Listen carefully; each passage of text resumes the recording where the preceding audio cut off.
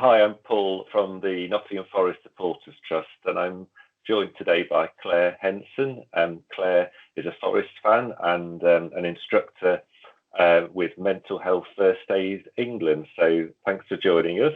Claire's working with the Nottingham Forest Community Trust over the next few months, and is going to be helping the forest community through the current challenges that we face. So Claire, could you tell us a bit about yourself, how you became a Forest fan and how you came to work with the Community Trust? So I have been a Forest fan for over 30 years. I have a dad who is a lifelong football fan, Forest fan, and my sister I shared a room with for many years, and our bedroom was covered with Stuart Pearce and Nigel Jensen and all that sort of stuff. So it was kind of, from the very beginning, it was sort of ingrained with Forest, and I've loved them ever since, really. But in terms of mental health and Forest, I was part of a programme called Ingenuity 19, which was run at the University of Nottingham. And I was looking at how I could help people navigate public spaces whilst living with anxiety. And as part of that, I met Graham Moran from the Community Trust. And I'd also been involved with the initial focus groups for the beginning of the Tricky to Talk programme that the Trust were running. And we got talking, and we talked around the projects that I'm doing on mental health and seeing if there was any potential collaborative work. And that's how I came to work with them, really. Great. So obviously at the moment, our minds aren't really focused on football. There's so many other challenges that everyone faces with COVID-19. Obviously, so many tragic deaths each day is really hard to deal with, and illness, in families and friends, and it is a really difficult time. But I guess at the same time, football has gone too, and it's such a big part of our lives, and now it is missing. And me personally, I feel quite conflicted about that because, there are bigger things than football, but everything around football I really miss. Is it okay for football fans to feel like that? Absolutely. Absolutely. As you say, we are in a very frightening and uncertain time at the moment. We have never faced anything like this before. And so obviously, yes, we are correct in saying that, there are bigger issues at play here. However, when we talk about football, we don't just talk about a game or who won and who lost. For me and for the people that I go to football with, and all the people I've come into contact with in regards to football, it's about that community. It's about that being one club, that being with your friends. I follow both men and women's football, and I have found those communities to be really life affirming and part of my own recovery. We look after each other, we make sure that we're okay. And I think to lose that community quite suddenly, I think when we're going for the season end, we know that we're building towards that. So we're almost kind of preparing ourselves, but we know that come, late in the summer, we're going to get our season back again and it's all going to be fine. With this, it was such a sudden cut off that loss of community is huge. And I think yes, absolutely, we need to make sure that we are aware of the bigger issues at play, but also we need to acknowledge that this is a huge loss for us as football fans, and it is most definitely okay to miss the game. So why do you think we miss it? It's as you say, it's not just the game, is it? It's for me, it's part of my identity. Everyone knows, oh, Paul, he supports Nottingham Forest, he goes to games, he travels all around the country. So it's much bigger, isn't it? And that's why we're missing it. It is much bigger. I think there is a sense of identity. There is a sense of family almost. I mean, as I've said before, my dad has been a football fan for many years. And you know, we have had many laughs, we've had many tears on some occasions to do with football. Not going to go down that road. And you know, it's part of our identity, it's part of our family, it's part of my friendships. You know, I have a lot of banter with some of my friends because they obviously support different teams, but essentially it comes down to who we are and what we enjoy, and we can expand that out into other areas as well. You know, some people will find that sense of community in the arts, some people will find that sense of community with other sports. It's not about kind of, you know, oh, this is the activity and that's it. It's about the things that come along with that and the friendships and partnerships. And that's why I think it's so important for our mental health that we do have these things almost as an outlet. You know, we go to football to relax, to enjoy. Not always that relaxing sometimes, but Not always. but we get there. And for me in particular, I bought my season ticket. I went to Forest on my own because I love my football. But over the last few years, the community I've built around me, that people I see week in, week out, I'm genuinely missing those people because I don't see them now every week. So I think the benefit for my mental health of seeing those people, they make me happy, is huge. So I think that football is a huge positive for mental health. Maybe not all the time in terms of actual results, but in terms of being with the people that you care about and being in the place that you care about. There's nothing better than walking into the city ground, in my opinion. Can actually have real benefits for our mental health. Yeah, exactly. And you know, sometimes you think when you lose a game, I could do without this, life would be easier and things like that. But I guess it's the same as in our own lives. You know, there's always next week, there's always the future, and it could always turn around, and you sort of keep going like that, don't you? So there are some parallels. Absolutely. And so whilst we're away from football, and you know, family and friends, they can't get together at matches, they can't go for a pint beforehand, they can't watch match of the day, that kind of thing. What can we do to replace that?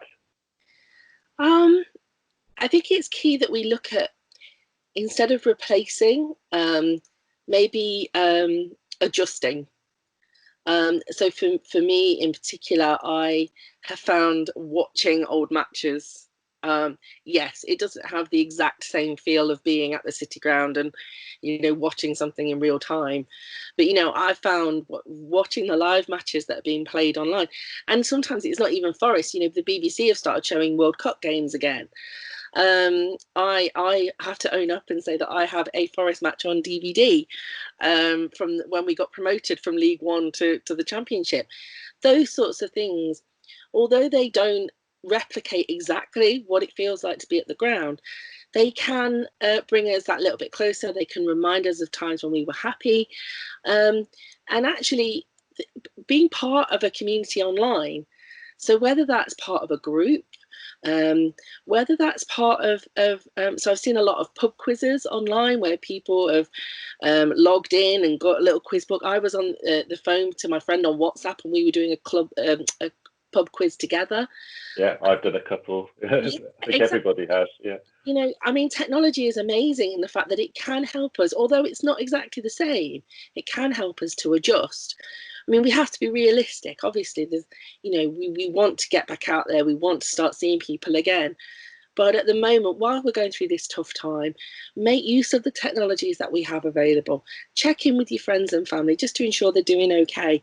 You know, and take some time out as well. That seems to be something that we sometimes miss out on. You know, we're, you know, we've got to keep going and do everything all at the same time. Actually, just take a bit of time to breathe, to know that this won't last forever, and we can just take some time.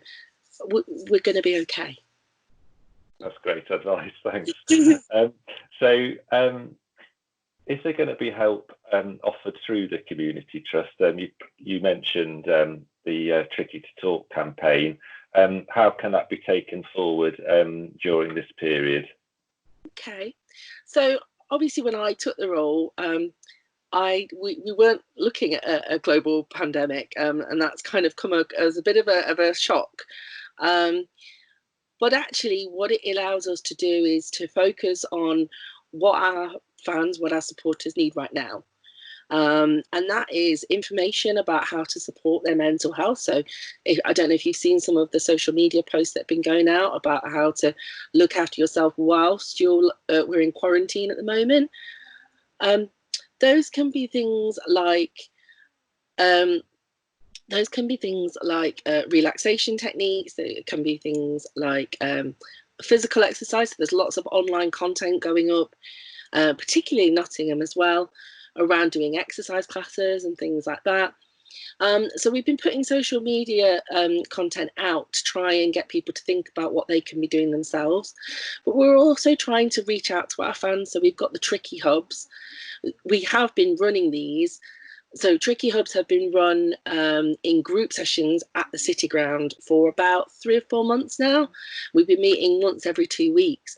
Now, obviously, because we can't meet face to face, that's been really kind of difficult, because that's been a source of strength for our fans to come along, take some time out, not necessarily having to talk about mental health, but, you know, have that space, have that time. So what we're now going to do is replicate that in like we're doing right now, having a Zoom chat where people can just log in, check in with us, make sure they're feeling. Don't have to stay for the whole hour. They can stay for the whole hour if they wish to. And it's about having that connection. And I would encourage any supporter who has any ideas about anything we can be doing to get in contact with us at the Community Trust, because, you know, we want to hear from you guys about how we can support you in your mental health.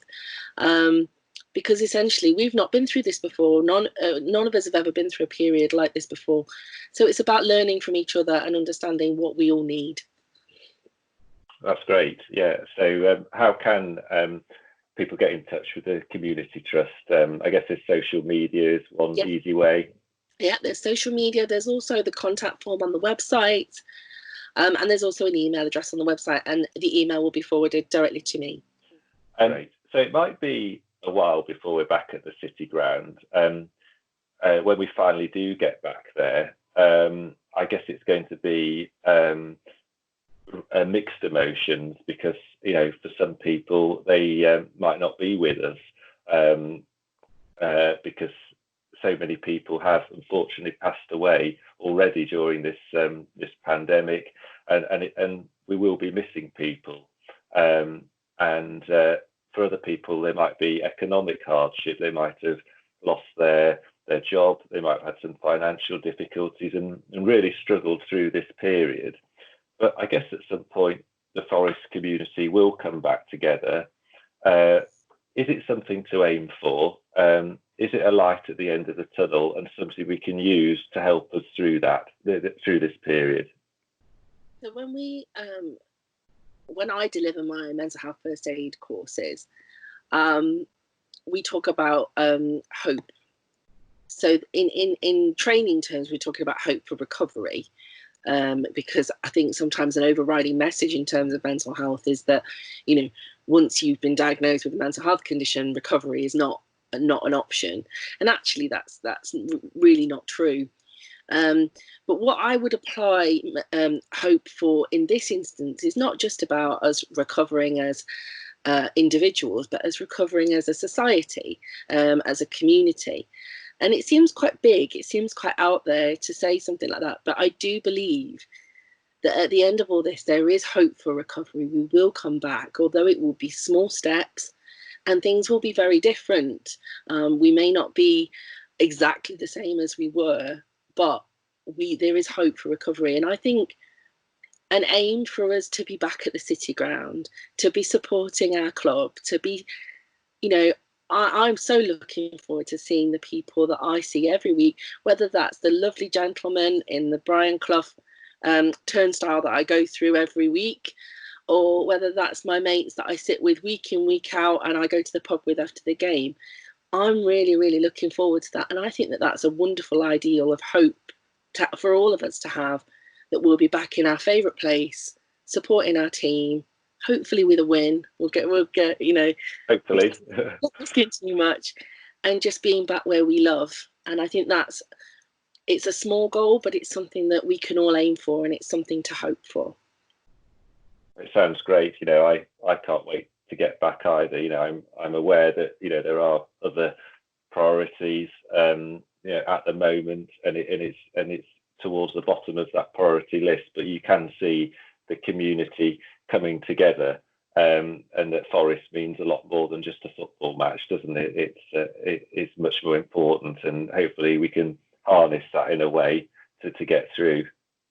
And I think, just to end on, I think what you guys do is really amazing, because you are there for the supporters. Yes, you're there for the club, but you're also there for the supporters. And I think that that's a real strength of our club, is that we have these groups that support our supporters, not only because we're all Forest fans, but because our supporters are important to us. So I think that actually you guys should take some applause as well. Oh, thank you. Well, thanks very much for your advice and taking the time to share your expertise with us. And we'll all look forward to meeting again at some point. And all the best throughout the next few weeks. And Yes. thanks for joining us. No problem. Take care.